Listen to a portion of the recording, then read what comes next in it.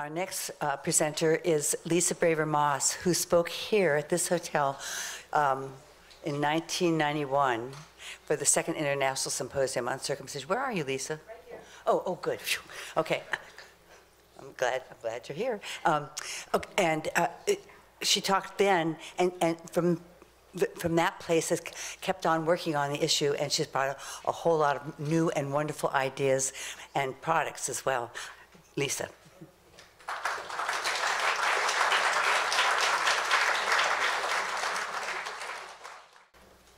Hi, everybody, and thank you for being here.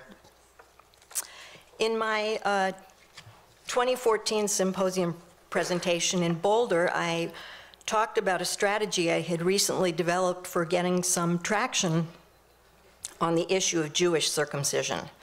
In general, I think people tend to experience our topic as circumcision, the controversy. And I started to realize that in Judaism, we might be able to have a very different conversation. Instead of focusing on the controversy, the arguments, and the exhausting business of convincing, which is kind of black and white, we could put the main focus on Jewish families who choose not to circumcise. In other words, if we think of non-circumcising families as an already existing group with particular ceremonial needs, a group that should be included in Jewish life, it opens up a way of talking about the issue that's very different from circumcision, the controversy. So I'd like to share with you what's happened since I made that pivot. I should say right up front that I don't see any chance of even liberal Judaism deciding to abolish circumcision. There's just no way everyone could agree to that. But I do see possibility in shining a light on the needs of Jewish non-circumcising families as a powerful way of conveying the legitimacy of that choice. With more visibility, more open acknowledgement of Brit Shalom families alongside other groups that they mention as being welcome, I think, I've lost my place here. With more visibility and acknowledgement of Brit Shalom families, I think the landscape of Jewish circumcision among non-Orthodox Jews will begin to look very different. It wouldn't happen quickly, but I believe it would happen more quickly than anything else I can think of. So with that in mind, I've been working for several years to try to get Reform congregations and other liberal Jewish institutions to state explicitly on their web pages that they welcome Brit Shalom families, alongside other groups that they mention as being welcome. Well, that effort has been pretty frustrating, even though I remain convinced that it's the next right thing.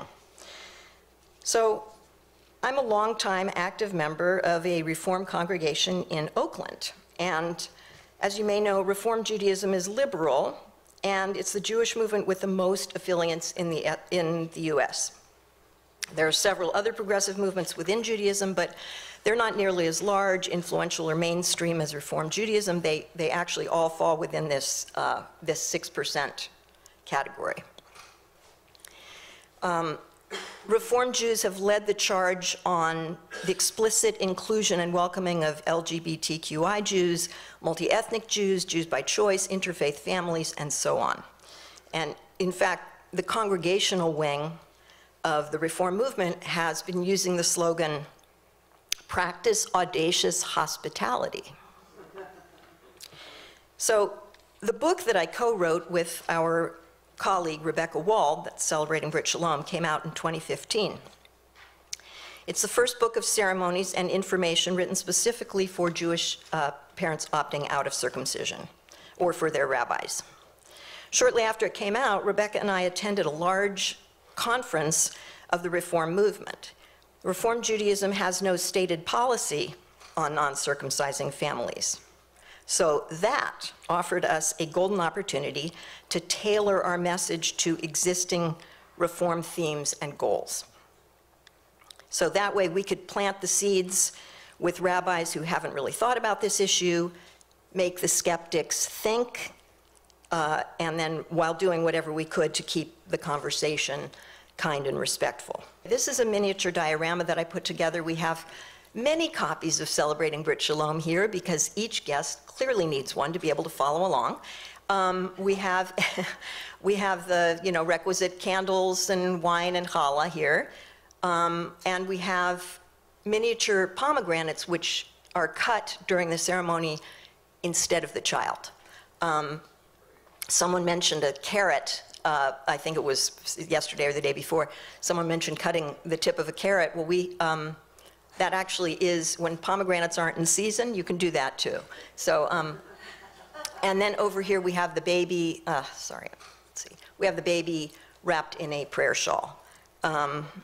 And this is a close-up of the miniature pomegranates. I sort of did this as an icebreaker. I thought, this will be a way to start the conversation at this Reform conference and, kind of bring people in.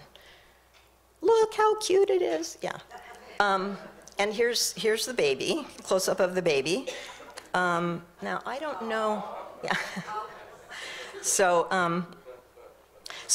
we had our detractors, of course, but we also made contact with many rabbis and congregational leaders who were delighted and impressed by what we had to offer, and we sold quite a few books. I just want to also mention that Martin DeVoa came and joined us and helped us, which was great. So what do I have next? Oh, okay, so I was going to tell you about tailoring this message. So these three things, practice audacious hospitality, strengthen your congregation, and engage in tikkun olam, which means healing the earth, healing the world. We decided we would tailor those three themes, which were the themes of the conference, to our issue. So we said, these posters says, practice audacious hospitality by openly welcoming non-circumcising families. Strengthen your congregation by honoring the diversity of contemporary Jewish practice. And engage in tikkun olam by encouraging spiritual authenticity among families questioning circumcision. So, and then there's a picture here of various Brit Shalom families from various places around the country, and some, I don't know if you guys can read the text below. Can you see it? No, okay. It just says, circumcision rates in America have fallen, Jewish families are among those opting out, Reform congregations don't turn away Jewish families who forego circumcision, but they don't actively welcome them either, and so on. Okay. And then the third one just is some blurbs. This one from Rabbi Erwin Kula. This is a very important rabbi who was, on Newsweek's list of the 50 most influential rabbis in some year past. And this is thanks to Brian Levitt. He's had an ongoing conversation with Rabbi Kula. And then this is a Reform rabbi, an independent rabbi, and this guy is an Orthodox rabbi and gave us a blurb. So it's very cool. Okay, let's see what else I've got. So after, after this wonderful success, I started to think, oh, it'd be a good idea to attend another conference of the Reform movement. The one I had in mind is just for rabbis, and about 500 of them would be there. So I signed up to have an exhibitor's table. Rebecca was not going to be able to attend that conference, but she and I planned things together. I would sell and or gift the book to interested rabbis, and also distribute our flyer about how congregations can send a message of inclusion to families who decide not to circumcise. The added bonus was the opportunity for us to get some data regarding rabbis' attitudes about non-circumcising families. So Rebecca and I created a 2-page survey with the option for anonymity and also, conversely, the option to be contacted and or interviewed afterwards. We would provide small gifts to survey takers as an incentive. So I had already published the results of an informal email survey I'd done a few years ago, and in that survey, various Reform rabbis had told me that Brit Shalom families are welcome in their congregations. So I was eager to widen the net and get more information. But the organizers of the rabbinical conference turned out to be evasive and difficult to deal with. My most basic questions, which were not addressed on the website, were unanswered. I had been honest about the nature of my exhibit table up front. A mistake, or not a mistake.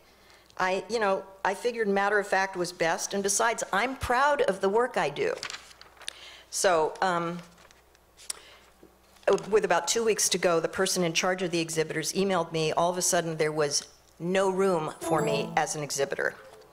Full refund. So, sometimes I forget about the emotional toll that intactivism takes on me. I'm constantly trying to balance my own well-being with my need to be doing something to help make Jewish circumcision a thing of the past. In this case, I felt blindsided. I felt angry.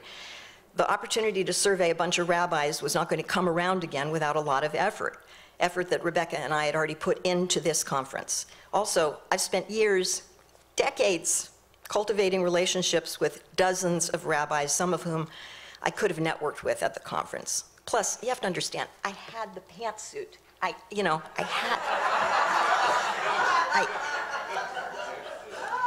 So, of course, my fingers were tingling with the desire to fire off a withering, or set fire, yeah. What'd you say?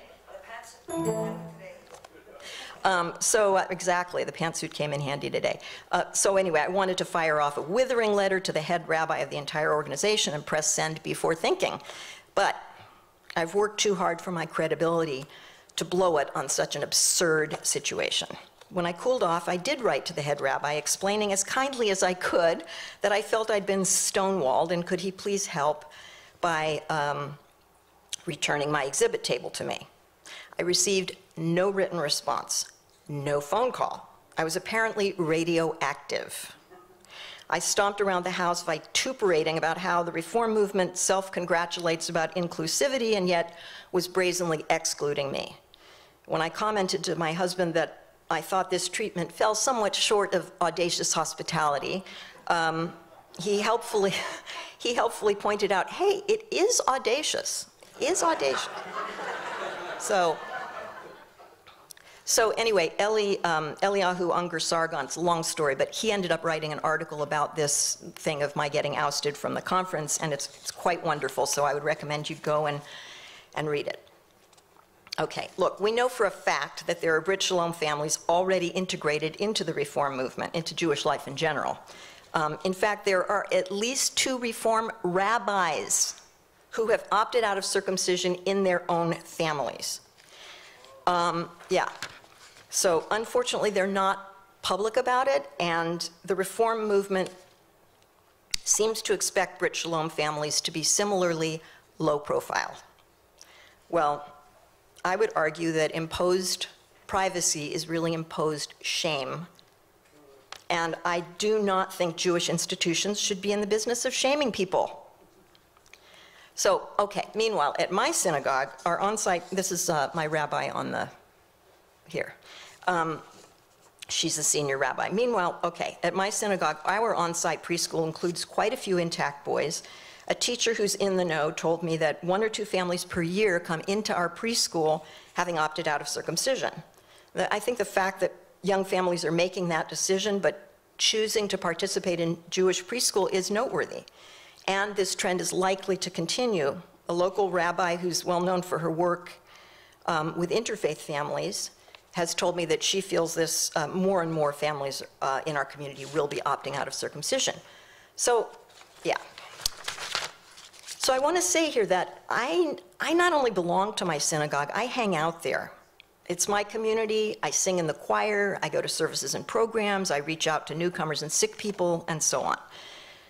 And I've also initiated some of my own programs. This is a picture of us singing the songs that accompany the book Celebrating Brit Shalom, which you see my husband there singing, our son Reuben, who wrote the songs, the music to the songs, on guitar, and we're singing. And one of these women is actually a Brit Shalom mom.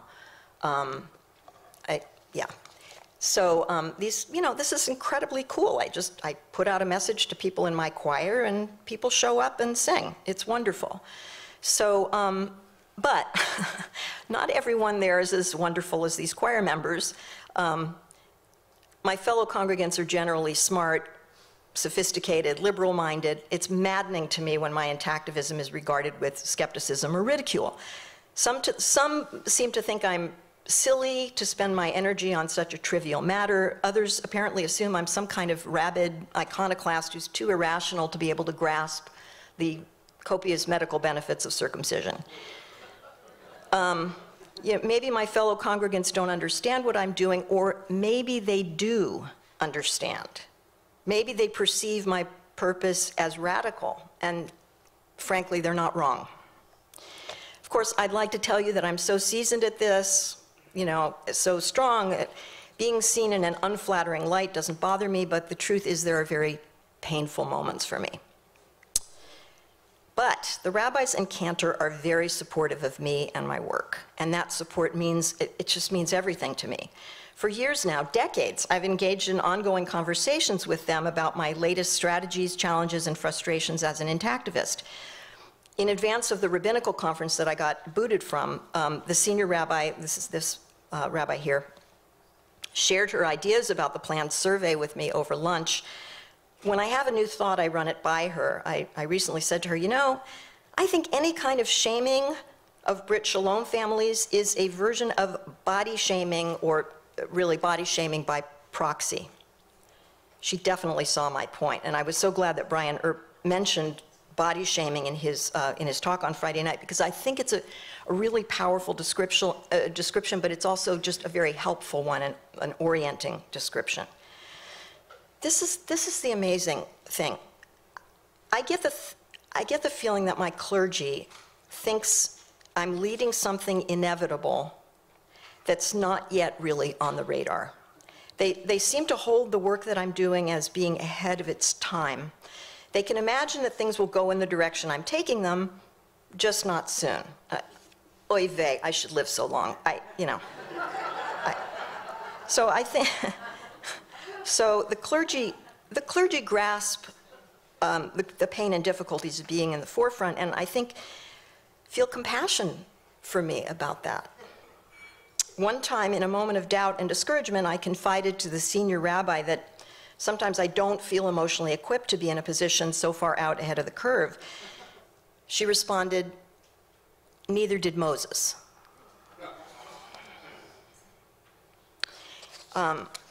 Our assistant rabbi, where's the next one?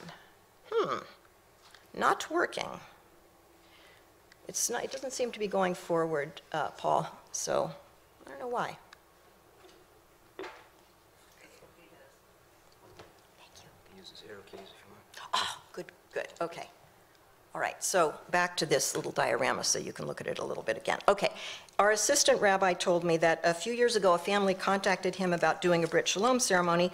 He was a member of this rabbi was a member of a closed Facebook discussion group that was comprised of other American Reform rabbis. So he posted, "Hey, does anyone out there have any ideas about ceremonies for families opting out of circumcision?" This was before Celebrating Brit Shalom came out. He got 6 or 7 responses, all negative. Some rabbis had never heard of ceremonies for non-circumcising families and rejected the concept out of hand. Others had heard about Brit Shalom and didn't approve of it. And the rabbi told me he thinks acceptance of Brit Shalom is very much a regional phenomenon, with the Bay Area leading the way. Okay, so I do have some very exciting news to report.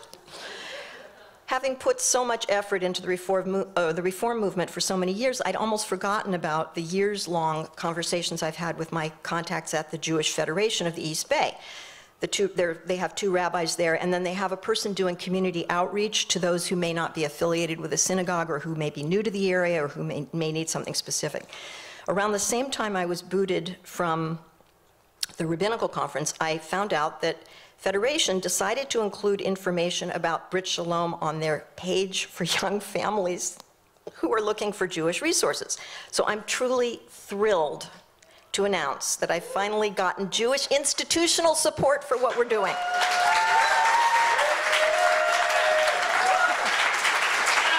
Okay, wait a second. All right. So, yeah, I'm pretty thrilled. Okay, so this is, just so you get a sense of Federation, I had a little thing written up, but it's not here anymore. Anyway, Federation is sort of an umbrella organization. They raise funds, they give grants, they help Jews in need, they help others in need, earthquakes, floods, all that kind of stuff. And So, this is, look, it's cool to be part of this. All right, so then they have a page called Mazel Tots and whatever. And then the arrow, I know. The arrow I put, it says, find resources for a bris, circumcision, Brit Shalom, baby naming, blah, blah, blah. Okay, so, right, do I wish it were first? Yeah, I wish it were first, or better yet, I wish I could make a little omission here. But hey, it's on there, it's on there. And then they kind of let me do the wording. This is the page itself, and it just says, a Brit Shalom is, oh, I don't have the cursor anymore, but I'll have to be the cursor.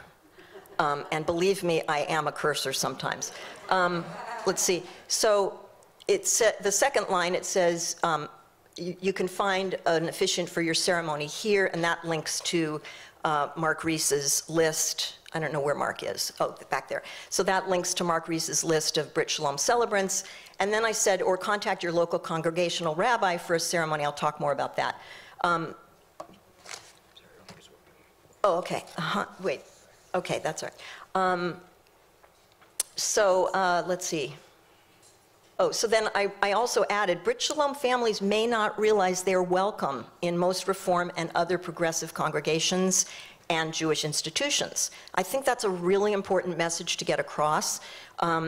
Anyway, so then we have a little paragraph. I put in a paragraph about the book Celebrating Brit Shalom, and then I sort of volunteered myself as being the Brit Shalom families coordinator for the Jewish Federation of the East Bay. Okay, so people can contact me, and then also Beyond the Bris is listed here. That's Rebecca Wald's wonderful website. That's the last paragraph. So I'm pretty stoked. Okay, and I'm hoping to leverage this into similar links on other urban Federation websites and Jewish Community Center preschool websites. But I also feel so personally supported, because after the conference fell through, I contacted the rabbi who serves as CEO of this organization, the Federation, I wanted to send him the link to Ellie's article about what had happened with the Reform Conference, and to let him know what had happened. And he writes back to me, this rabbi CEO of Federation.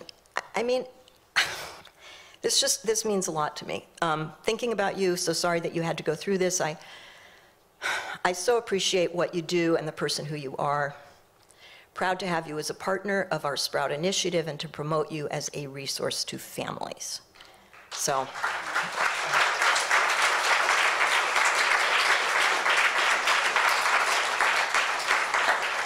Thank you. So, and then I actually posted, I was so excited about, being on the Federation's website, I posted the link on Facebook and got these wonderful comments. The first one is from a woman I know who's a Brit Shalom mom, and then this Leora Brosby is the person who's the so-called concierge. She's the one reaching out to all kinds of families who may be unaffiliated or need this or that, and she's an Orthodox woman.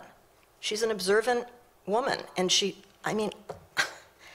I'm so thrilled. And then Jim Brandt, this is the rabbi. This is the CEO rabbi, James Brandt. Yeah, Jim. To me, Jim. It actually had a small J. I corrected it. Regards, Jim. Fondly, Jim. Very sweet. Okay, so when I first started as an intactivist, I was trying to articulate a position against circumcision that was consistent with Jewish law and Jewish thought. And literally, as Marilyn said, thank you. Literally, as Marilyn said, that was in this very building in 1991. I think it might have been in the basement, yeah, it was, anyway, literally in this building, that's what I was talking about in 91. But my goals have evolved, and my question to the Jewish world is now more concrete. These families exist. Do we want them or not? So my local Jewish Federation's message is, yes, we want them. Judging from the intense pushback I got from the Reform movement, they're not even ready for the question. I envision a time when these families' spiritual and ceremonial needs will be taken seriously by all rabbis who consider themselves to be progressive. Again, I should live so long, oy vey. But with or without rabbinical input or approval, the trend toward Brit Shalom continues. I've spent years, decades sort of reaching across the aisle, and now I'm turning my attention back to our own aisle. So I've started meeting with Brit Shalom families at my own congregation. I'm getting the word out also that I'm collecting people's stories, in particular about what they would need from Jewish institutions to feel more welcome. I believe Brit Shalom families should demand more from synagogues and other Jewish organizations. It's been entirely too easy for mainstream Judaism to dismiss non-circumcising families as fringy. I'd like to build a community of these families so that eventually some will step in to work on this issue. When I left here Friday night, I was just so hopped up by the synergy in the room and just the magnificence of being here. I spent half the night making notes and thinking. As I mentioned, I've spent the last few years trying to get Jewish institutions, local Jewish institutions, to add explicit welcoming language on their web pages. But, you know, my lone voice can't accomplish that. So an idea came to me in the wee hours of Saturday morning. What if we could form a large group of Brit Shalom families with a purpose, with not just support, but with a purpose, not just to provide mutual support, but also to make some specific recommendations, requests, I hesitate to say demands, from, let's say, the Reform movement.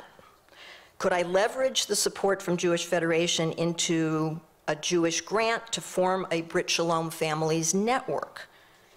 How much money would it cost to put an ad in an online hip Jewish intellectual publication called The Tablet, for example, asking those who opted out of circumcision to contact me for a one-question survey? Such an ad would send a message to all readers, as well as forming a community of Brit Shalom families. Plus, of course, we could reach out to people that we already know, Rebecca Walt's families from Beyond the Bris, Mark Reese's families, for more voices. All we would need is a sentence or two, maybe a headshot also, but what would make them feel more welcome in institutional Judaism? And we could draw on, you know, young families making this decision, but also older people. I know so many people in the Jewish world who, you know, left Judaism over this. And, you know, they could submit a sentence saying what would make them feel more welcome.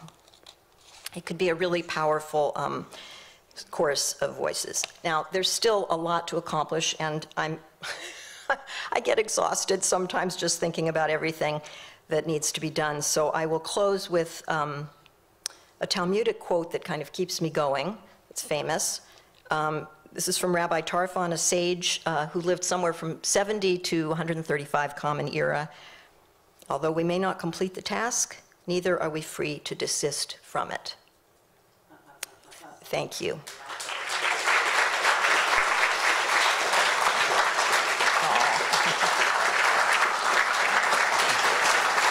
You have time?